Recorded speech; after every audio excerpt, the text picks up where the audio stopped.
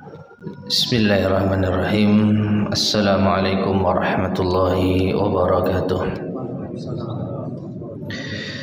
Innal hamdalillah nahmaduhu wa nasta'inuhu wa nastaghfiruh wa na'udzu billahi min shururi anfusina wa min sayyiati a'malina.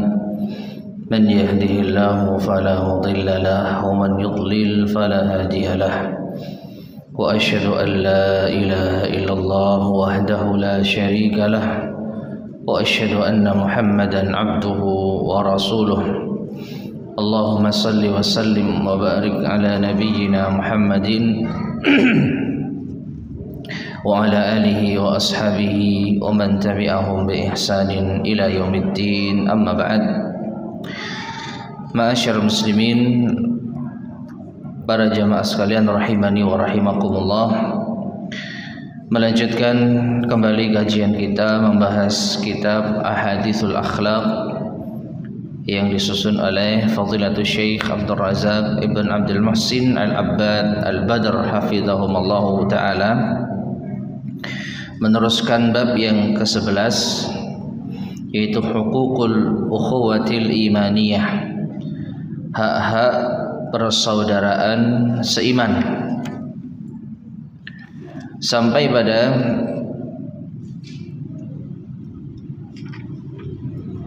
setelah penjelasan hadis yang ketiga yaitu tentang larangan hasad, larangan saling membenci, menaikkan harga untuk menipu saudaranya, larangan saling membelakangi, dan seterusnya.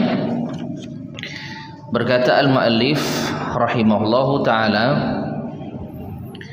wa min jawami'i ma jaa fi hadzal bab, dan di antara hal-hal yang mengumpulkan apa yang ada pada bab ini, wa huwa nadhiru ma taqaddama fil hadis, yaitu hal yang semisal apa yang telah berlalu di dalam hadis.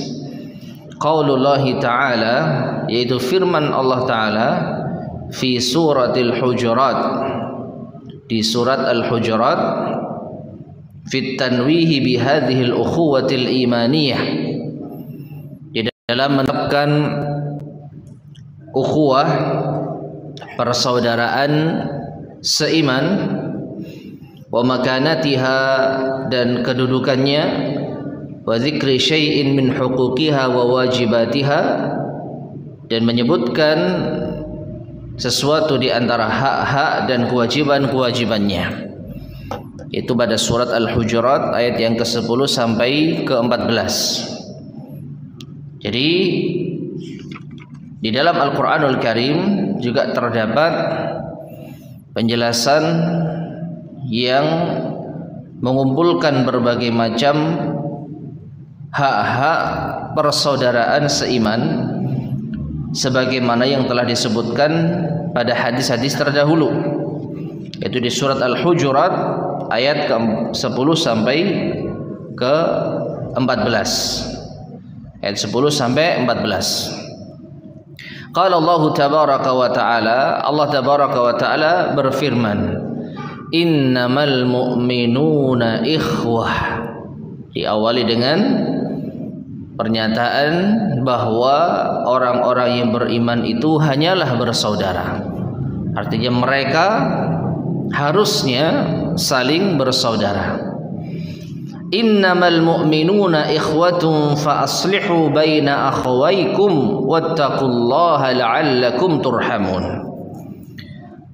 Sesungguhnya orang-orang yang beriman itu hanyalah mereka bersaudara, maka perbaikilah di antara saudara-saudara kalian, dan bertakwalah kalian kepada Allah agar kalian dirahmati. Ya ayyuhalladzina amanu, wahai orang-orang yang beriman, la yaskhar qaumun min qaumin asa ay yakunu khairan minhum. Janganlah sebagian kaum atau suatu kaum mengolok-ngolok kaum yang lainnya, Bisa jadi mereka yang diolok-olok tersebut lebih baik dibandingkan dengan mereka yang mengolok-olok. Wala nisa'um min nisa'in asa ayyakunna khairam minhun.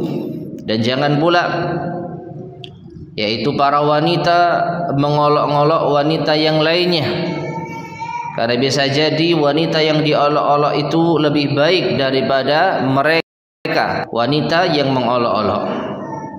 Wala talmizu anfusakum wala tanabazu bil alqab. Dan janganlah kalian yaitu mencela diri kalian. Maksudnya jangan kalian saling mencela di antara saudara-saudara seiman. Dan jangan pula kalian saling menyematkan gelar-gelar buruk, saling olok mengolok dengan gelar-gelar yang buruk.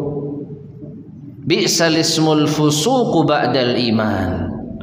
Seburuk-buruk nama atau kondisi adalah kefasikan setelah keimanan. Wa man lam yatub fa ulaika humudz zalimun. Dan barang siapa yang tidak bertaubat, maka mereka adalah orang-orang yang zalim. Ya ayyuhalladzina amanu ijtanibu katsiran minadh-dhann inna ba'dadh-dhanni itsm. Wahai orang-orang yang beriman, jauhilah kebanyakan dari prasangka, karena sesungguhnya sebagian dari prasangka itu dosa. Wala tajassasu. Janganlah kalian tajassus, yaitu mencari-cari kesalahan saudaranya, mencari-cari aib saudaranya. Wala yaghtab ba'dukum ba'dha. Janganlah sebagian kalian menggibah sebagian lainnya. Ayuhibbu ahadukum ay ya'kula lahma akhihi maitan fakarihtumuh. Apakah salah seorang dari kalian ingin atau suka untuk memakan bangkai saudaranya sendiri? Tentu kalian membencinya. Wattaqullaha innallaha tawwabur rahim. Bertakwalah kalian kepada Allah, sesungguhnya Allah Maha menerima taubat lagi Maha penyayang. Ya ayuhan nasu inna khalaqnakum min dzakarin wa untha wa ja'alnakum syu'uban wa qabaila lita'arafu. Wahai manusia, sesungguhnya kami telah menciptakan kalian laki-laki dan wanita, dan kami jadikan kalian berbangsa-bangsa dan berkabilah-kabilah agar kalian saling mengenali. Inna akramakum indallahi atqakum. Sesungguhnya orang yang paling bertakwa atau yang paling mulia di antara kalian di sisi Allah adalah yang paling bertakwa. Innallaha alimun khabir. Sesungguhnya Allah Maha mengetahui lagi Maha yaitu khibrah, ya, pengetahuan yang sangat mendalam. Qalatil a'rabu amanna. Orang-orang Arab Badui mengatakan kami beriman. Qul lam tu'minu walakin qulu aslamna walamma yadkhulul imanu fi qulubikum.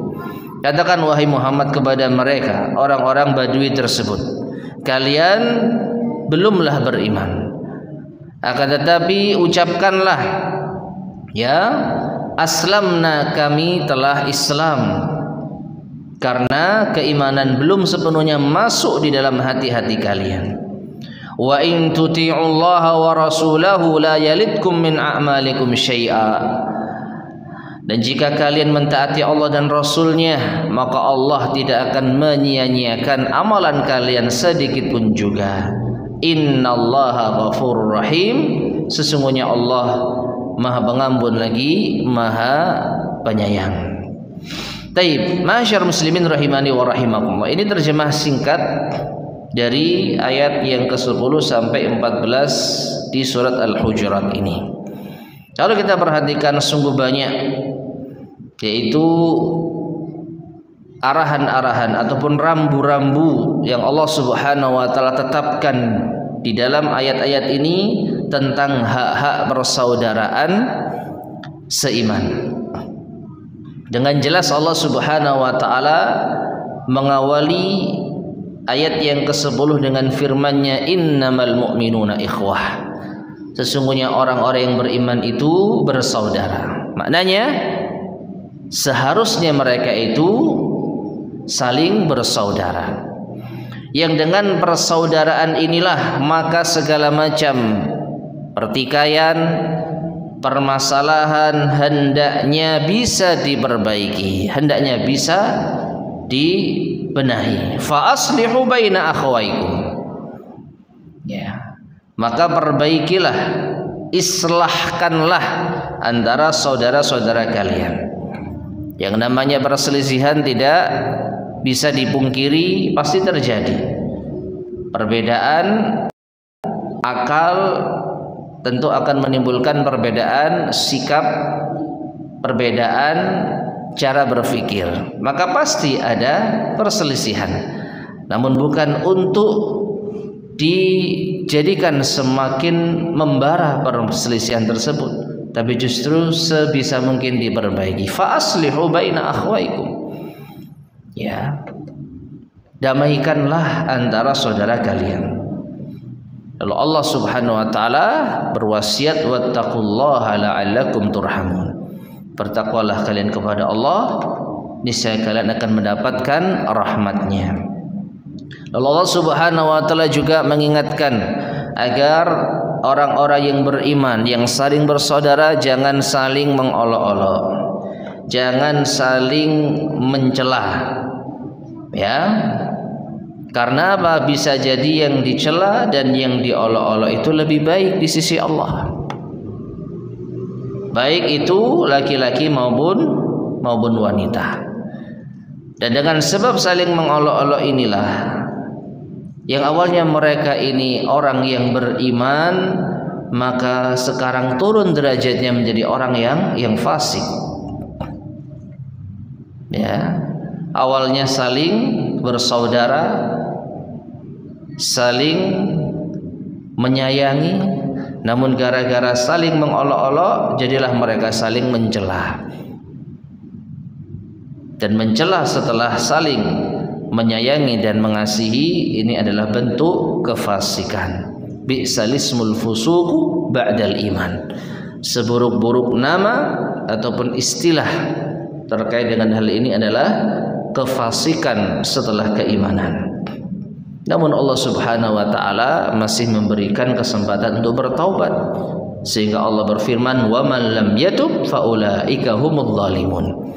Siapa yang tidak bertaubat maka mereka adalah orang yang zalim. Maknanya kalau bertaubat Allah akan memaafkan mereka. Tentu kalau berkaitan dengan hak-hak hamba, taubat juga harus diiringi dengan yaitu penghalalan dari orang yang mungkin terzalimi, sebagaimana yang telah ma'ruf. Kemudian Allah Subhanahu wa taala juga melarang orang-orang yang beriman itu saling berprasangka. Ijtanibu, jauhi katsiran minadh-dhann, banyak berprasangka. Inna ba'dadh-dhanni itsm, karena sebagian prasangka itu dosa. Ya, kebanyakan berprasangka itu bisa menimbulkan dosa. Dan tentu prasangka yang dimaksud di sini adalah prasangka buruk, suudzon. Karena kalau prasangka baik itu justru yang dituntut. Ya, prasangka baik mencari yaitu uzur, ini justru yang dituntut. Ya, adapun banyak berprasangka, ini kebanyakannya adalah prasangka buruk. Lalu juga Allah melarang tajassus, mencari-cari kesalahan, mengorek-ngorek aib. Ya. Nah, ini diantara hal yang juga bisa mengurangi atau merusak persaudaraan. Awalnya kita nggak tahu aib kawan kita, sehingga kita bermuamalah dengannya muamalah yang normal. Namun gara-gara kita tahu aibnya, meskipun itu tidak berhubungan dengan kita, tidak berhubungan dengan yaitu masyarakat, hanya aib pribadi yang tidak ada hubungannya dengan orang lain, ya, maka kita akan membencinya. Ini diawali dengan apa? Tajassus, mencari-cari kesalahan, mencari-cari aib. Demikian pula wala yaktab ba'dukum ba'dha. Selain dilarang tajassus, kita juga dilarang ghibah. Ini perkara yang hampir kita tidak selamat darinya. Ya, karena ghibah itu hal yang sangat umum. Apa kata Nabi SAW ketika bertanya kepada para sahabatnya tentang ghibah? Zikruka akhaka bima yakrah. Engkau menyebutkan sesuatu tentang saudaramu yang ia benci. Ya, ada sesuatu tentang saudara kita yang dia tidak ingin untuk diceritakan, lalu kita ceritakan kepada orang, itu ghibah. Itu ghibah. Dan ini bukan hanya terkait dengan dosa, maksiat, bahkan kekurangan yang Allah Subhanahu wa taala telah takdirkan kepada dirinya berupa fisik misalkan. Ya, itu termasuk apa? Ghibah. Kalau kita sebutkan kepada orang lain padahal dia tidak ingin untuk diceritakan. Ya. Nah ini, pokoknya segala sesuatu yang dibenci oleh saudara kita yang tidak ingin untuk disampaikan kepada orang lain itu masuk kategori ghibah. Para sahabat bertanya, ya, bagaimana ya Rasulullah? In kana fi akhi ma aqul. Apabila apa yang ada pada saudaraku tersebut seperti fakta yang aku sampaikan, bukan dusta. Jadi saya tidak dusta ya Rasulullah, memang teman saya seperti ini, faktanya seperti itu. Maka kata Nabi SAW, in kana kama taqul faqad iqtabtahu, fa in kana ya ghaira ma taqul faqad bahattah, atau kama qala Nabi SAW. Kalau seperti yang kau sampaikan yaitu ghibah. Tapi jika tidak seperti yang kau sampaikan, maka telah berbuat buhtan, engkau telah berbuat dusta, dan ini lebih parah. Jadi menceritakan sesuatu yang tidak disukai dari saudara kita, meskipun itu benar, itu adalah ghibah. Kalau tidak benar maka itu buhtan, atau kita sering menyebutnya dengan fitnah, dan ini lebih apa? Keji. Ya. Kalau Allah Subhanahu wa taala sebutkan perumpamaan bahwa ghibah itu hal yang menjijikkan. Apakah kalian suka memakan daging bangkai saudara kalian sendiri? Jadi ghibah itu seperti memakan bangkai saudara kita sendiri, dan tentu kita tidak ada yang mau. Fakarihtumu, tentu kalian membencinya. Ya, maka dari itu jangan lakukan ghibah. Wattaqullah, dan bertakwalah kalian kepada Allah. Innallaha tawwabur rahim. Sesungguhnya Allah Maha penerima taubat lagi Maha penyayang. Ya, disebutkan 2 kali ya, wattaqullah di dalam ayat yang ke-10 dan ke-12.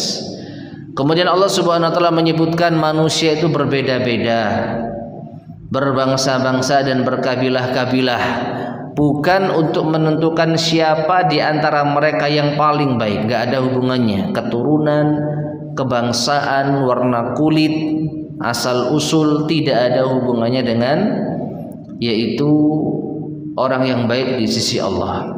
Semata-mata li ta'arafu, agar kalian saling mengenali, agar kalian tahu, ya, ada bangsa dari Afrika, ada bangsa dari Eropa, ada bangsa dari Asia, hanya untuk sekedar saling mengenali. Namun yang paling baik di sisi Allah kembali kepada apa? Atqakum, yang paling bertakwa. Inna akramakum indallahi atqakum. Sesungguhnya orang yang paling mulia di sisi kalian atau di antara kalian di sisi Allah adalah yang paling bertakwa. Jadi Allah tidak memandang rupa kalian, asal usul kalian. Yang dilihat oleh Allah adalah ketakwaan kalian. Ya. Kemudian Allah Subhanahu wa taala juga menyinggung sebagian orang Arab Badui yang mereka mengklaim telah beriman. Maka Allah Subhanahu wa taala ingatkan melalui lisan Rasulnya sallallahu alaihi wasallam, "Qul lam tu'minu." Katakan wahai Muhammad kepada mereka, orang-orang Arab Badui, "Lam tu'minu," kalian belum sepenuhnya beriman. Ya. Oleh karena itu, ini diantara penguat sebagian ulama Ahlus Sunnah wal Jamaah yang menyarankan kita untuk mengucapkan kita ini beriman insya Allah. Ya, ada pembahasan dalam masalah akidah al-istisna fil iman. Apa hukum mengucapkan insya Allah di dalam keimanan? Ya, para ulama kita berbeda pendapat. Ada yang membolehkan, ada yang tidak membolehkan, dan ada yang mengambil jalan tengah. Yang membolehkan diantaranya berdasarkan ayat ini, yaitu apa?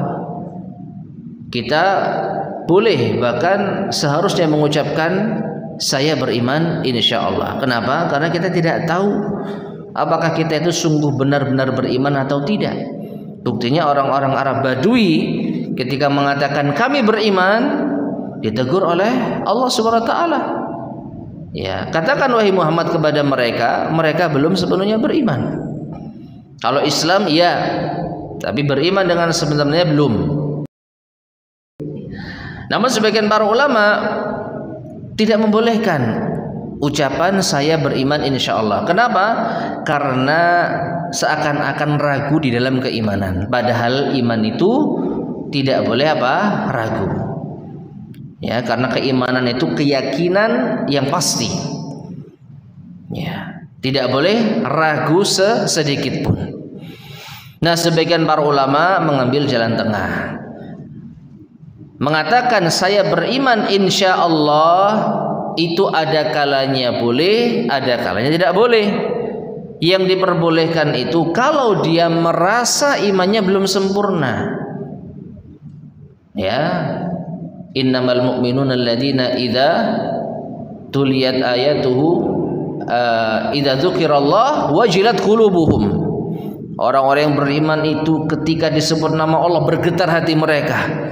Wah, saya kayaknya belum sampai tingkatan itu, tapi semoga insya Allah saya bisa mencapainya. Nah, itu orang-orang yang beriman yang dengan keimanan sempurna, ketika disebut nama Allah bergetar hatinya, lalu dia mengatakan insya Allah saya beriman. Bukan karena keraguan-raguan, tapi karena merasa dirinya belum sampai pada tingkatan iman yang sempurna sebagaimana yang Allah sebutkan di dalam ayat tersebut. Karena apa? Ketika disebut nama Allah hatinya belum bergetar. Ya, hatinya belum bergetar. Maka mengucapkan saya beriman insya Allah dengan maksud seperti ini boleh.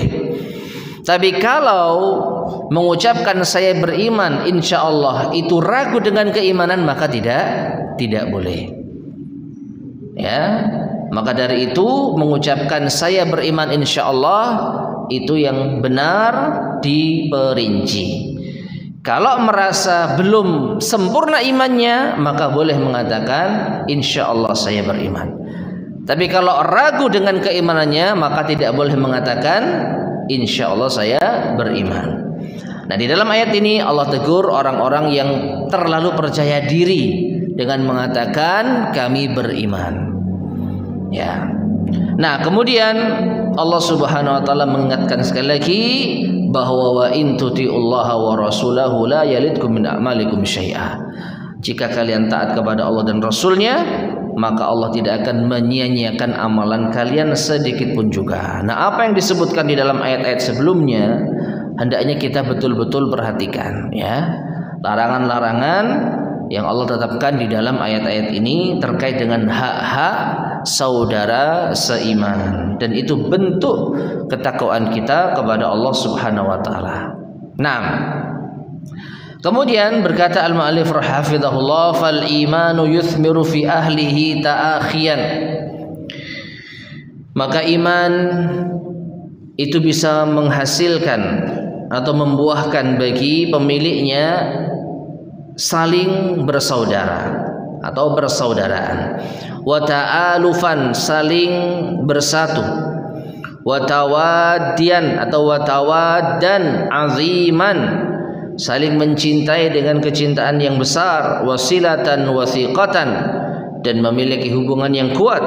La yumkinu, tidak mungkin, an tatahaqqaqa bainan nas, hal ini terwujud di antara manusia, saling bersaudara, saling bersatu, saling mencintai, ya, saling memiliki hubungan yang kuat, tidak mungkin terwujud di antara manusia fi ayyi rabitatin ukhra, dalam ikan yang lain, ayyan kanat, apapun itu, ya, selain ikatan keimanan tidak ada yang bisa menjadikan manusia saling mencintai, saling bersatu, saling merasa bersaudara, saling memiliki hubungan yang kuat, apapun itu. Wahya rabitatun mustamirratun ghairu munqati'atin fid dunya wal akhirah.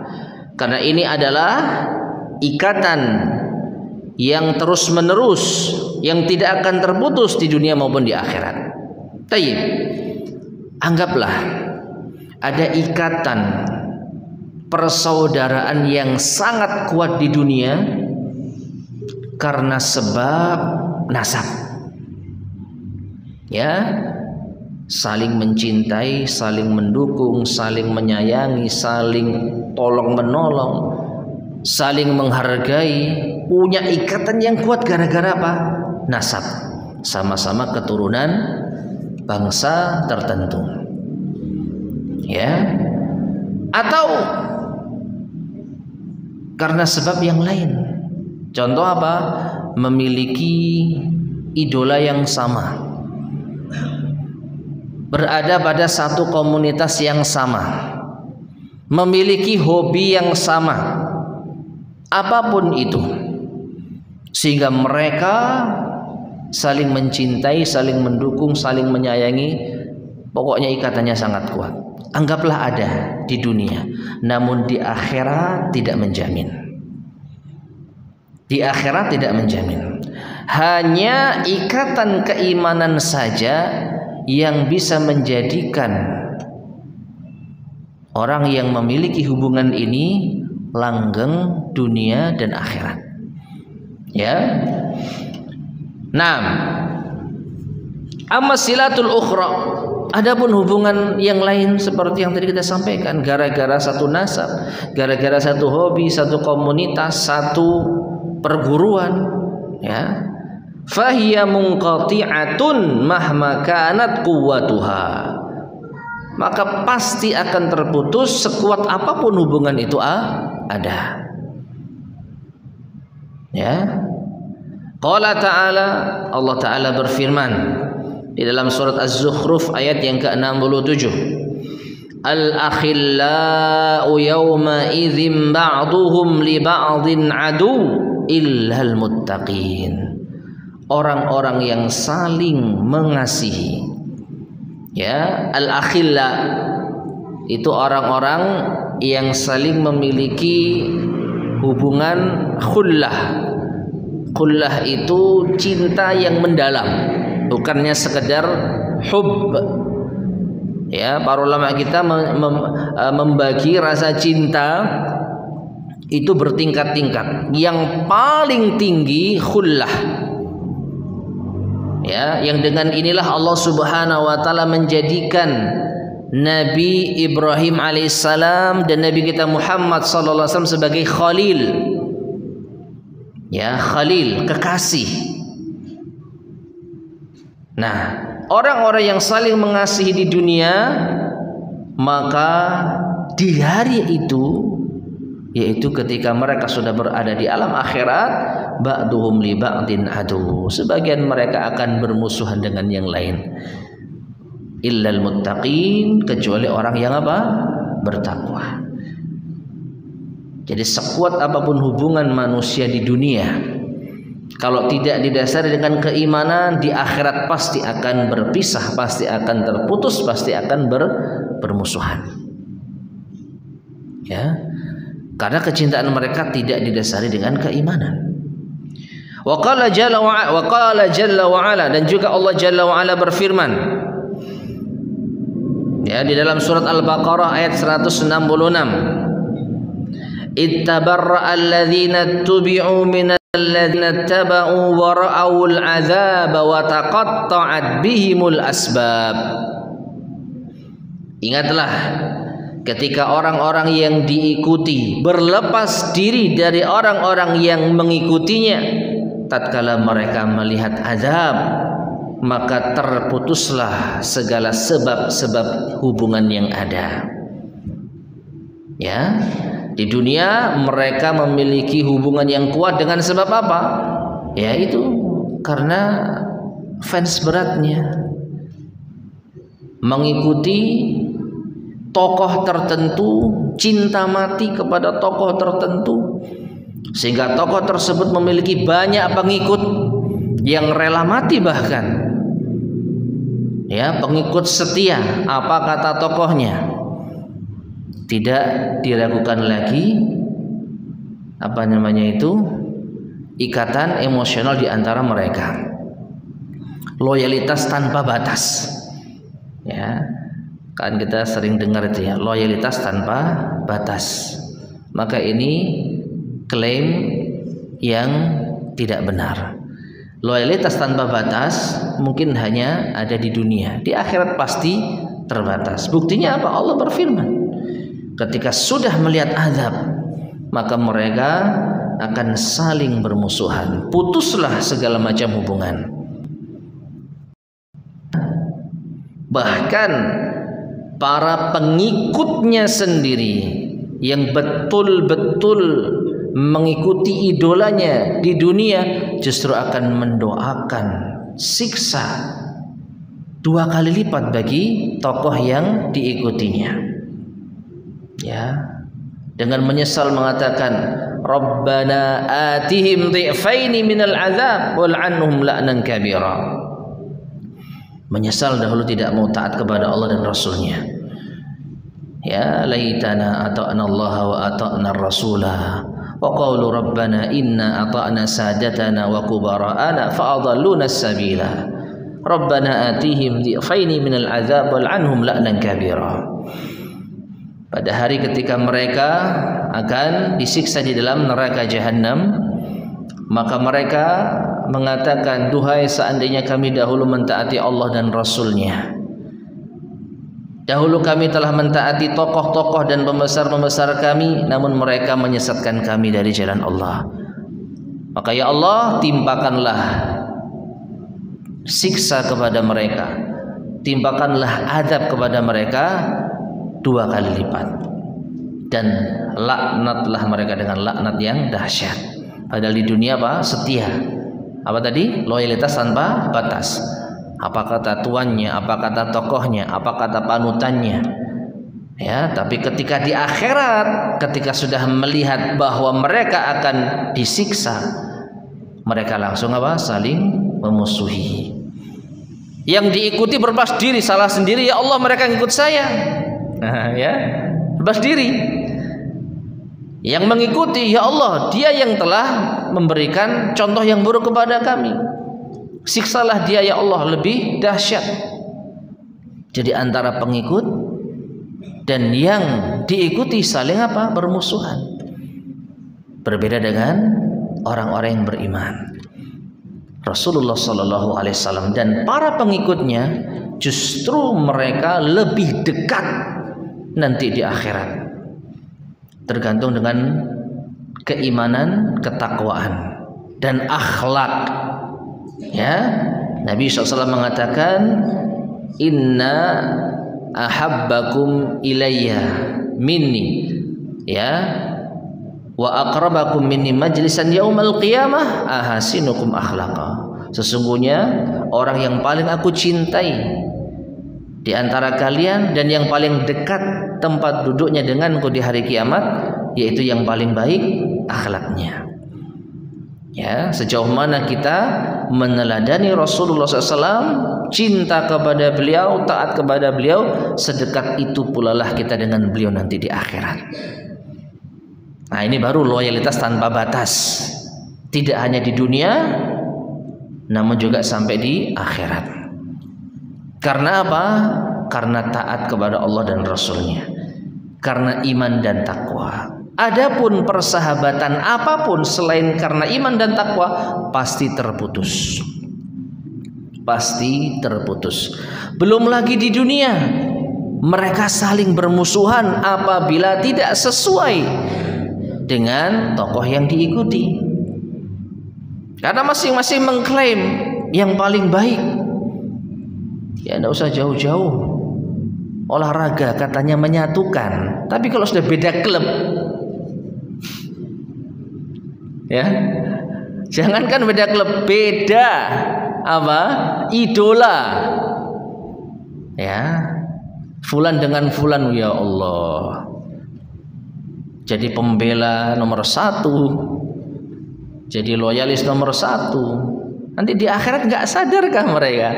Justru idolanya akan dicela. Yang diidolakan mengatakan salah sendiri mereka mengidolakan saya, ya Allah. Apa enggak cegek ya bahasa Jawanya?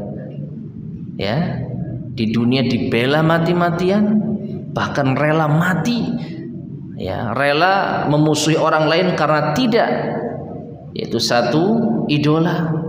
Namun di akhirat justru antara yang mengidolakan dan yang diidolakan saling bermusuhan. Ya, di dunia bermusuhan dengan orang-orang yang tidak sepaham, di akhirat bermusuhan dengan panutannya. Ya, maka tidak ada yang bisa menyatukan hati-hati manusia selain iman dan takwa, dan tidak ada tokoh yang bisa menyatukan hati manusia dengan izin Allah melebihi Rasulullah SAW. Semua menerima, insya Allah semua menerima. Karena apa? Yang beliau sampaikan wahyu. Ya, tidak ada sisi subjektivitas. Beda dengan apa? Urusan dunia. Ya, masing-masing merasa hebat karena memiliki unsur ini. Yang lain enggak, saya lebih suka yang ini. Ya, jadi urusan dunia yang serba subjektif dijadikan tolok ukur. Ya, dijadikan tolak ukur dalam membangun loyalitas. Bayangkan sahabat Muhajirin dan Ansor kurang mendapat pujian apa dari Allah Subhanahu wa taala? Mendapatkan rekomendasi langsung dari Allah Subhanahu wa taala. Was-sabiqunal awwaluna minal muhajirin wal ansar walladzina tabauhum bi ihsan radhiyallahu anhum wa radu'an. Dan orang-orang yang pertama kali masuk Islam dari kalangan muhajirin dan ansar, dan orang-orang yang mengikuti mereka dengan baik, Allah ridha kepada mereka dan mereka pun ridha kepada Allah. Jelas, muhajirin dan ansar rekomendasi langsung dari Allah Subhanahu wa taala. Namun ketika ada konflik internal di antara mereka, suatu ketika ada seorang sahabat muhajirin, ada selisih, ya mungkin kesenggol, masalah sepele, kesenggol, lalu nggak terima, lalu masing-masing pihak ini memanggil kawannya, ya lal muhajirin, wahai orang-orang muhajirin. Yang ansor juga demikian, ya lal ansor, wahai orang-orang ansor. Maka bertemulah dua kubu besar ini, muhajirin dan ansor. Gara-gara apa? Satu orang yang bertikai. Maka ketika Rasul mendengarkan hal ini, beliau mengatakan apa?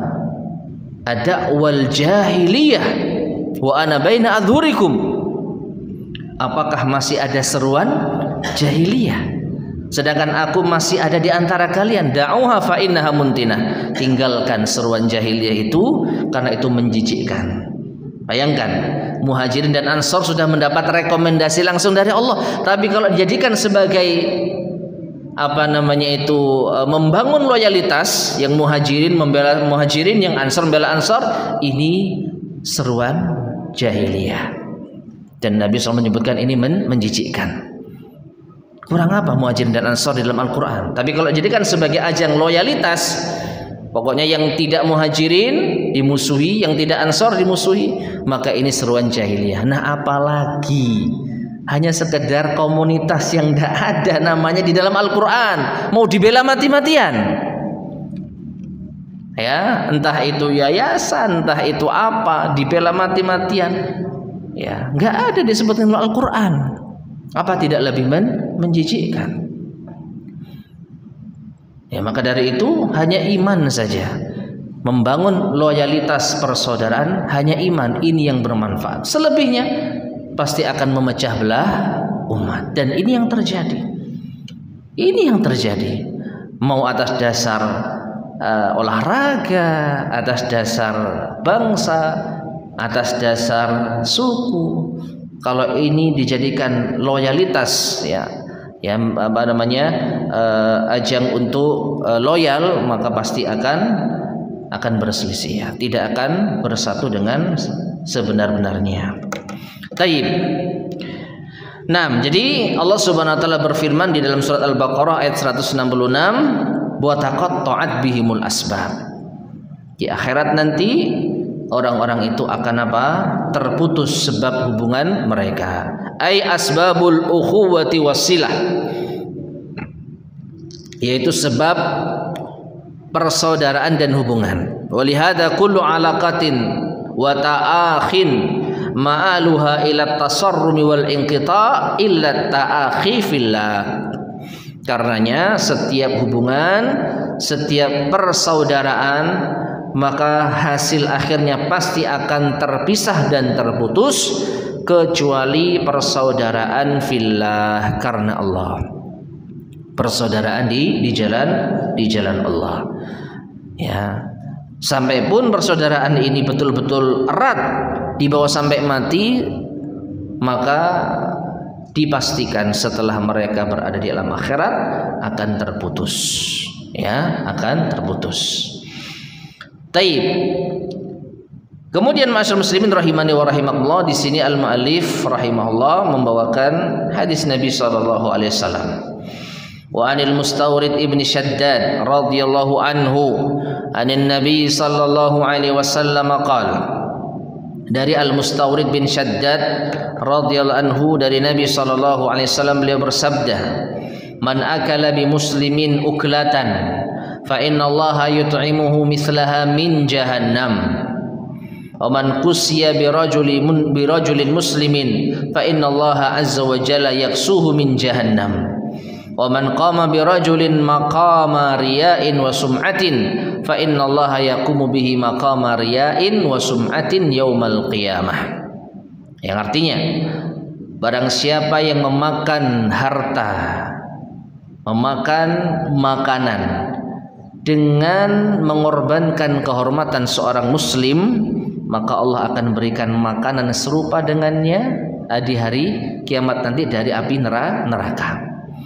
Dan barang siapa yang mendapatkan pakaian dengan mengorbankan kehormatan seorang muslim, maka Allah akan memberikan pakaian dari jahanam nanti di hari kiamat.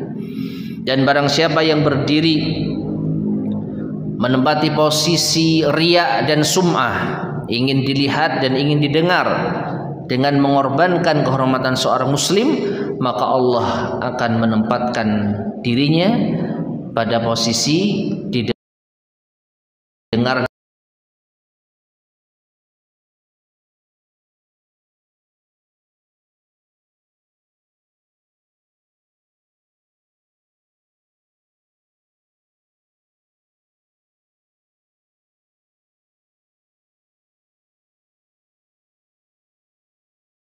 antara hal yang merusak ukhuwah, di antara hal yang merusak ukhuwah, dan di antara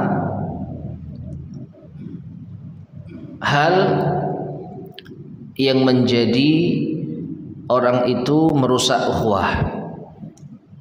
Ya, jadi di antara hal yang merusak ukhuwah dan di antara hal yang menyebabkan orang itu merusak ukhuwah. Apa itu? Dalam hadis ini satu, yaitu mengorbankan kehormatan seorang muslim. Apa motifnya? Dunia. Hanya itu saja. Gara-gara dunia ia rela merusak kehormatan seorang muslim, mengorbankan kehormatan seorang muslim. Baik, sudah masuk saya. Baik, silakan adzan terlebih dahulu.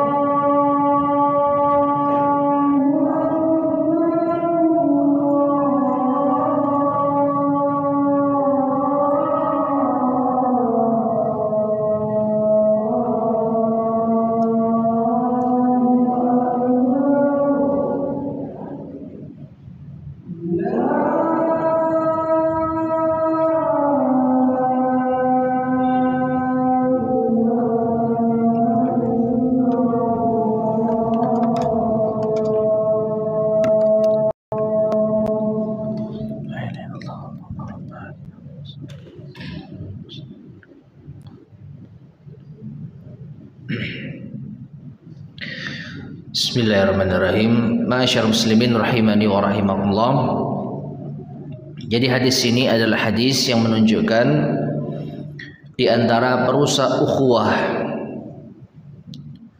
yaitu motivasi ingin meraih dunia meskipun mengorbankan kehormatan seorang muslim. Ya, jadi antara berusaha ukhuwah karena dunia sehingga mengorbankan kehormatan seorang muslim. Dan yang disebutkan di dalam hadis ini ada 3. Yang pertama makanan, yang kedua pakaian, dan yang ketiga pengakuan atau kedudukan. Jadi demi sesuatu nasi dia rela memfitnah saudaranya. Dia rela mencari muka kepada musuhnya untuk memberikan informasi-informasi yang terkait dengan saudaranya tersebut. Demi pakaian ia pun juga melakukan hal yang sama. Demi pengakuan dia juga rela untuk menjelek-jelekkan saudaranya. Adapun perincian dari makna hadis ini insyaallah akan kita lanjutkan pada kesempatan berikutnya. Namun kesimpulannya jelas, di antara berusaha ukhuwah itu adalah ambisi dalam urusan dunia. Makanya Nabi SAW mengatakan dunia itu apa? Hulwatun khadirah, manis dan hijau. Manis dan hijau. Karena manis dia tidak peduli dengan orang yang ada di sekitarnya. Ya, dan itu terkait dengan rasa. Ya, selama dia merasakan kenikmatan duniawi, maka dia tidak peduli dengan kawan, tidak peduli dengan saudara. Dan yang kedua khadirah, hijau. Ini terkait dengan penglihatan.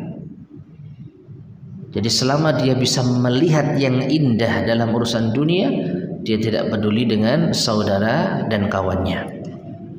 Yang penting nafsunya terpenuhi, baik dari segi rasa, dan rasa ini ya bisa semuanya. Ya, merasakan lezatnya ya di mulut, di tangan, di tubuh, dan melihat keindahan dunia.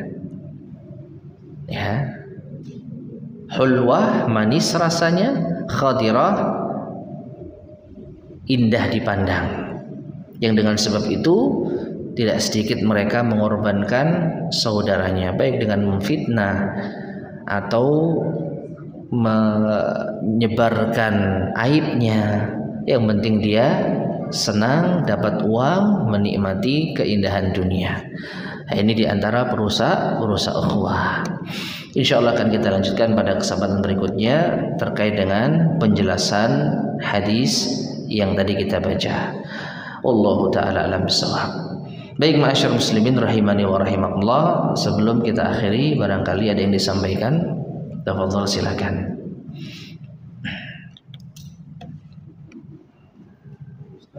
Ya.